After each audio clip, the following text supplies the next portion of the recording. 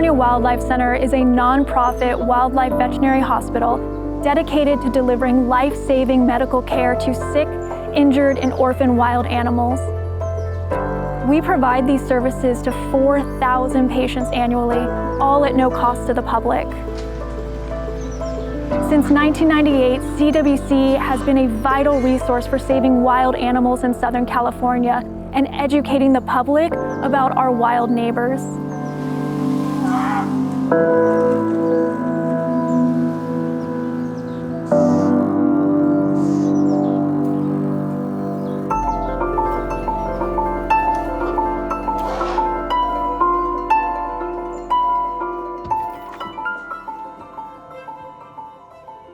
Our medical work is carried out through 3 specialized departments: the Intensive Care Unit, the Neonatal Intensive Care Unit, and the Marine Mammal Department.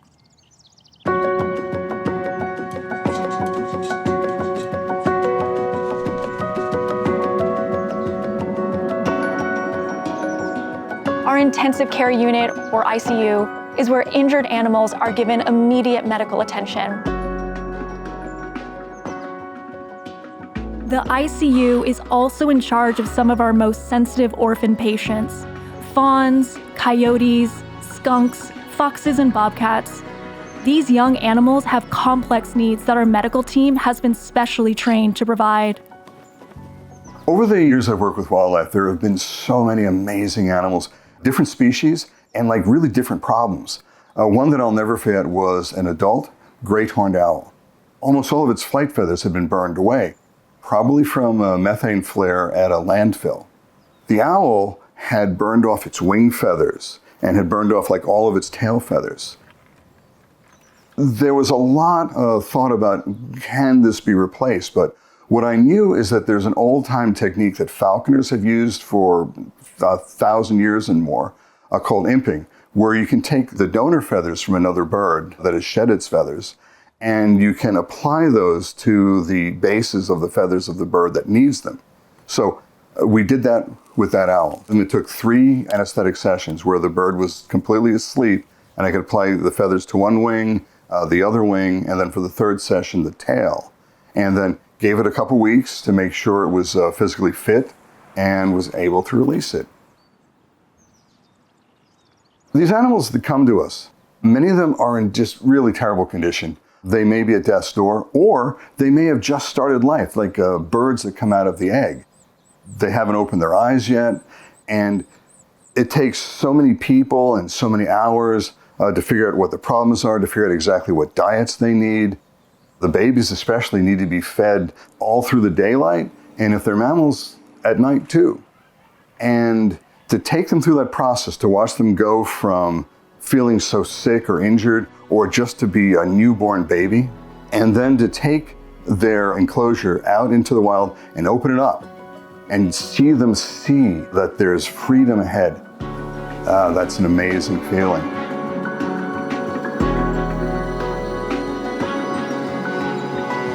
One of the things about animals that I've learned working with them is how resilient they can be, and it kind of shows how resilient nature itself can be. They come in.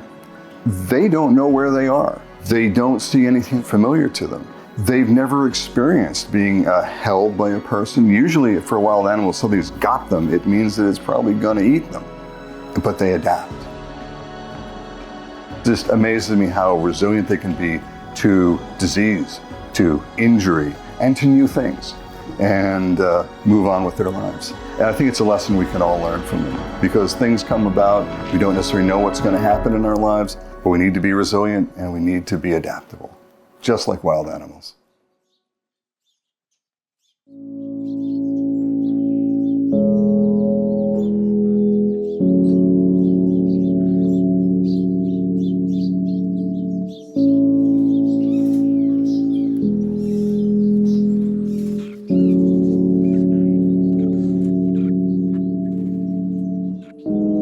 Our Neonatal Intensive Care Unit, or NICU, is where our young and fragile orphan wildlife are cared for from sunrise to sunset.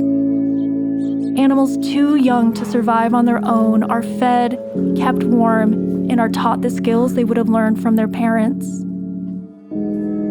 In order to provide feedings around the clock to our newborn mammals, CWC has a network of home care rehabilitators.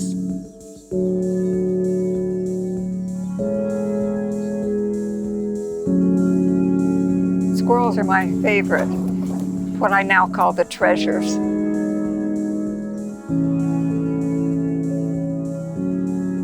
I feed them every 4.5 hours, and that means 5 a.m., 9:30 to 6:30 or 7, and midnight.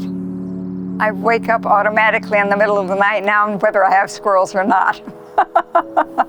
Yeah, but I go back to sleep. I really get a huge amount of satisfaction out of it. You have to be accomplishing something for it to be really satisfying. And getting these little guys to live is accomplishing something. It is so satisfying. It is so satisfying. It gives you a reason to get up in the morning.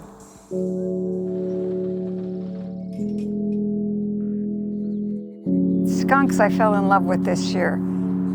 So definitely skunks are my second choice. Just because they're small and precious, at least the ones you give me. Whatever one I'm feeding is my favorite right then, even if there are 20 of them.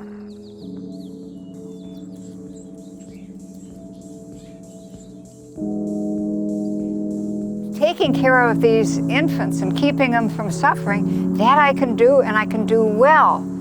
And I think I'm going to be strong enough till close to the end of my life to be able to keep doing this, especially if I continue to have the kind of help that I'm getting. And of course, CWC has always had my back.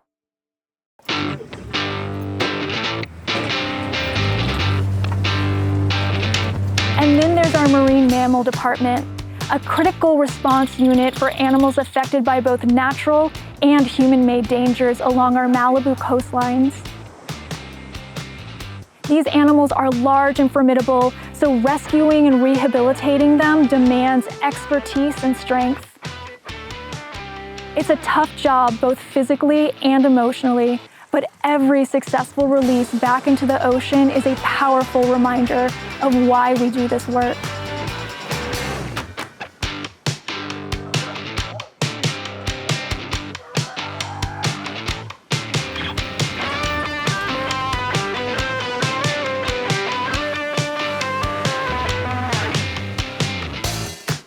When I was an undergraduate student, I performed a marine mammal stranding and response internship here at the California Wildlife Center.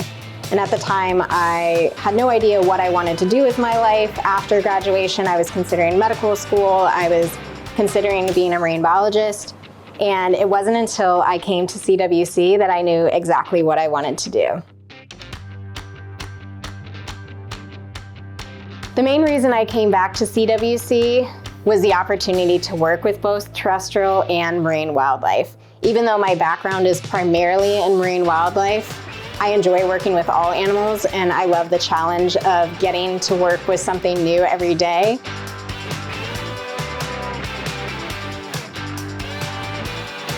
One of the more recent patients that has been really interesting to manage and track is one of our elephant seals, who was stranded earlier in this season, and upon admit, she presented with a marked defect in one of her eyes.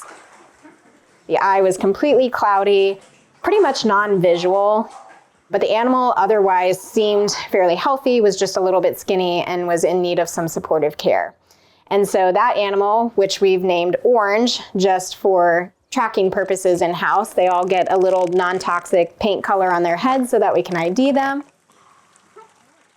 This animal, Orange, has been doing really, really well under our care, but we are soon going to be doing a recheck on their eye just to make sure that everything looks healthy and static and that there's no concerns or signs of infection or inflammation for this patient to potentially be released. We actually have an image of what an elephant seal's skull and eye socket look like compared to its counterpart, the California sea lion. And you'll notice some pretty big differences between these two images, and that's because Elephant seals are part of the Phocidae family group, whereas California sea lions are part of the Otariidae family group. The reason why we're able to release elephant seals with one functional eye is that they don't rely heavily on their vision to forage for food in the wild.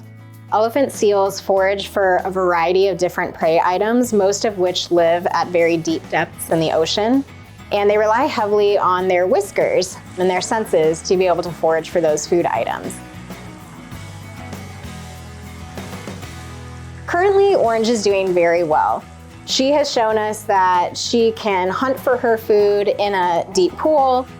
She is gaining weight. She is vibrant. She is feisty. And so in the very near future, we are looking forward to sending Orange home and releasing her back to the ocean. One last song before I go. Say goodbye to all I know.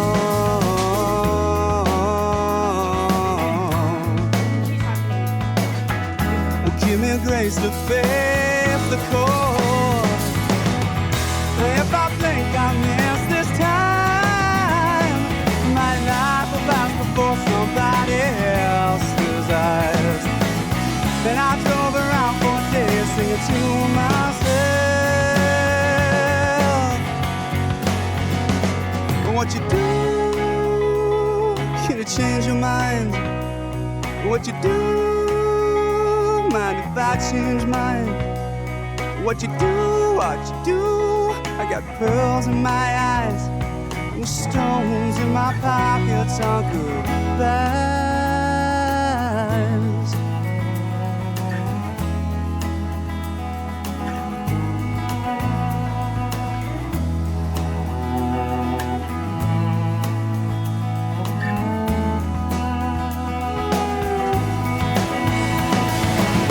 And I finally understand what you're saying. It took me a while, and I got to give myself away. Oh no, my, I got to give myself away. I got to give myself away. I got to give myself away. And if I think I'll miss this time, my life will pass before somebody else's eyes. My life will pass before someone else's eyes. And I drove around for days singing to myself.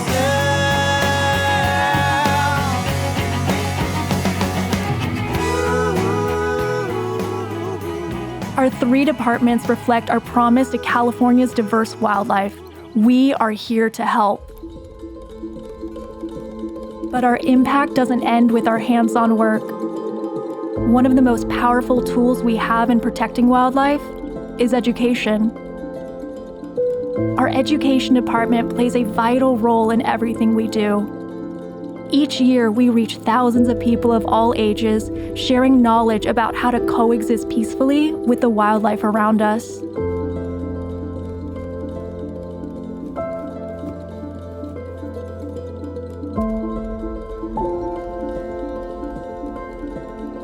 We believe that when people understand wildlife and the impact humans are having on their habitats, they care more deeply about protecting it.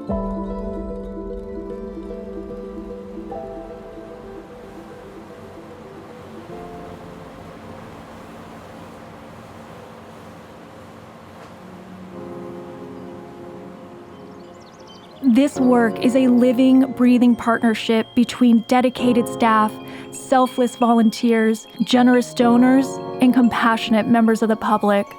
Together we form something more powerful than a single organization. We are a community, connected not just by our deep respect for animals, but by a shared commitment to giving wild creatures a chance to survive, heal, and return home. Our staff, volunteers, donors, and rescuers keep the heartbeat of hope alive for wildlife in need.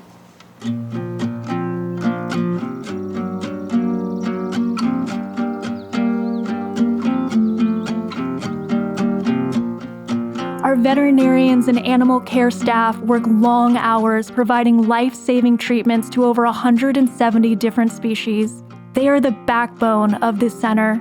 Their expertise, compassion, and endurance make this work possible. But even they will tell you, we cannot do this alone. There are the staff, to whom I am deeply grateful for the choice in their careers, and to the volunteers, I'm so grateful to them that they come in for free and just help out all these animals because they really care. Our 200 volunteers are our helping hands. They show up in the early morning light and stay long past sunset. They clean enclosures, prepare meals, hand feed babies, and wash endless loads of laundry. Some have full-time jobs and families of their own, yet they dedicate time to give our patients a fighting chance. We get several thousand animals every year, and they need a lot of care. The only way that they can survive is with the team coming together. Our donors are the lifeblood of CWC. Some give $10, some give thousands, but every donation helps to make a difference. The generosity of each donor enables us to keep our doors open 365 days a year, because compassion does not take a day off. People that don't have the luxury of volunteering are too busy. We get a lot of donations. The only way that we can keep going is with donations, particularly from the public, that help out. So someone may find a nest of finches that fell in their backyard, or they might find a coyote by the side of the road that was hit by a car. It comes into us, and that's the first step, where someone starts to become aware of the natural world around them, and then from there can start helping out. They often make a donation when they bring the animal in. Other folks will come back and volunteer. They'll also just spread the word. They'll talk to their friends like, hey, I helped this hawk that was poisoned, or I helped this seal by calling it in that was stranded on a beach wrapped up in netting. The compassionate members of the public serve as our eyes and our feet on the ground. They're the ones who discover animals in distress and bring them to us, giving each one a chance to return to the wild. These patients get the best care because of the public. Every animal we help, every life we save, is a testament to what's possible when people come together for something greater than themselves.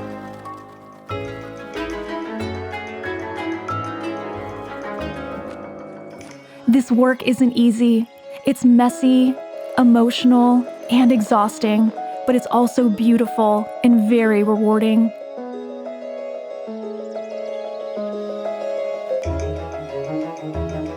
At California Wildlife Center, we're not just saving animals, we're saving the wild heartbeat of California, one life at a time.